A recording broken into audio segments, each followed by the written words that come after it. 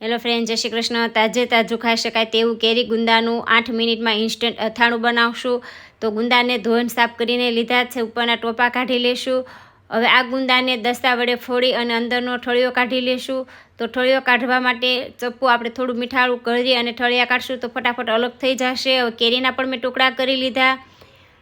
તો એક બાઉલની અંદર 1 વાટકા જેટલું સિંગ તેલ મેં ગરમ કરવા મૂક્યું છે। હવે આ કેરી ગુંદાને એક વાસણમાં લેશું અને જે તૈયાર મસાલો આવે છે, આચાર મસાલો, એ મેં લીધો છે।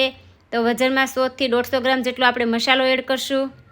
બરાબર મિક્સ કરી લઈએ। હવે તેલ ગરમ થયું છે કે નહીં એમ ચેક કરવા એક મરીનો દાણો એડ કરીએ તો મરી ઉપર આવે એટલે માનવાનું તેલ ગરમ થઈ ગયું છે।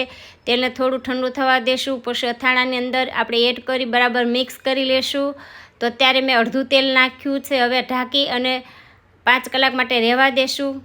તો 5 કલાક જેવું થઈ ગયું છે, બરાબર ચેક કરી લેશું। તો તેલ પણ દેખાય છે, બોટલની અંદર ભરાય એવું અથાણું પણ આપણું બની ગયું। તો બોટલની અંદર ભરી અને જે આપણે તેલ વધાર્યું હતું એ તેલ ઉપર રેડી દેશું અને અથાણાને દબાવી અને પેક કરીશું અને આખું વર્ષ ખાઈ શકાય તેવું ઇન્સ્ટન્ટ અથાણું બનીને તૈયાર છે।